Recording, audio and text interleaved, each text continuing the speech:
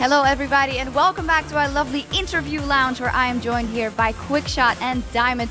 Fantastic victory once again, Diamond. Talk me through the story of that game, because the first blood came very late and it seemed like you couldn't really get anything going anywhere. So I couldn't really do much in the early game. I was trying to hold my lanes, hold my guys from dying. Like Alex pushed his lane very hard. Then I tried to invade, burned Arana's flash, stole a couple of his packs in jungle. And then the goal was to take every dragon to get as much advantage as we can. Maybe about that dragon, Gambit still very much prioritizes getting that dragon even in early levels, even though it doesn't give that much XP or gold early levels. Is that because of the dragon or because you know if they come here to contest it, we're sure to win that fight? Okay, various two things, like dragon is respawning, towers are not, so you better take all the dragons than towers, and then if they will contest it, we can kill someone easy, because we have a leasing. I've got a question for you about your style of jungle. The very first game when we seen you play against Fnatic, you counter-jungled a lot. You almost had as much CS as Genja at one point. But now on the Lee Sin games, you seem to roam a little bit more, spend more time in lane. What affects your decision on when you want to counter-jungle or whether you want to gank? Is it the champion or the team or combination? I think in this game it was about Lee Sin against Y, because Lee Sin counters her very hard. If he meets her in jungle alone, he will just beat her easy. And then Lee Sin can't farm jungle that fast as Shyvana, so you better gank with him, not just farm. Yeah, we saw that early on where you almost killed Aranea, but your Q didn't come up fast enough. It was very close there. Tell me a little bit about your guys' composition and maybe the Warwick that Darian's following out so much now and is being very successful with. How do you like playing together with that Warwick in a team? I like Warwick very much, Widwig.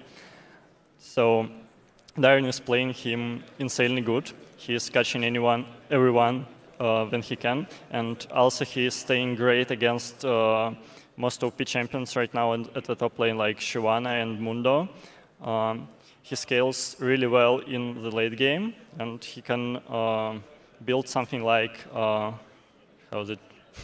A magic resistance item which lowers magic resistance of others. So I've got a question for you about your champion picks. You know, we're seeing Warwick in the top lane, we're seeing Alex is playing LeBlanc, Riven, Edward played a Mumu and Kennen. Are you practicing any strange or exciting champions? And if so, what can you tell us about new jungle champs? Because we're still seeing the same ones over and over. In the current patch, nothing has changed from the World Championship. Like, really not much. Maybe Kha'Zix and Fiddlestick came up, but no one else. But in the new patch, which is now live, there is like a lot of potential in our junglers, but right now Lee Sin is the strongest jungler in the game. Some potential. I feel like we're going to see some special things in the future. Can't wait for that, of course. And now we're going to see what the fans at home have to say about the 2014 season so far. Of course, earlier today we asked you to tell us who is your dark horse team and why.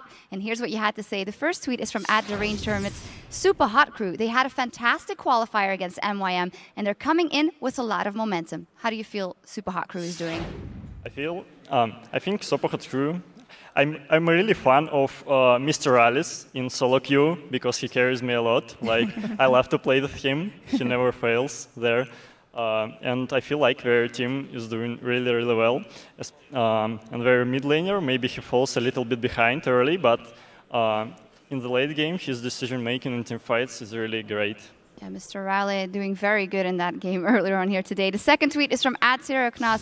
Definitely Roccat. They don't have much hype around them, but Overpow has been insanely good in every game so far. Yeah, that's definitely true. I think Roccat are a little bit underrated by many teams right now, and seeing how well Copenhagen Wolves played and seeing how well Roccat are performing in terms of the decision makings, and the fact that our Super Hot Crew took a game from Alliance, I think a lot of people are going to be giving the other teams in the league a little bit more attention.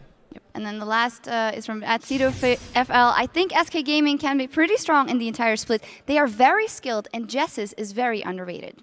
I think SK still need to step up at the moment. You know, they just added in rated about a week and a half ago or 2 weeks ago. I think they're still trying to find their form, their the way the team works as a whole. Mechanically, they're doing good things, but it's same mistakes that Alliance are making. They're not rotating, they're not playing objectives. So it'll take a little bit more time for them to become dark horses, I think. Thank you very much, guys, for your input, and thanks, of course, for all those great responses. And remember, you can keep tweeting to us using @LOLesports.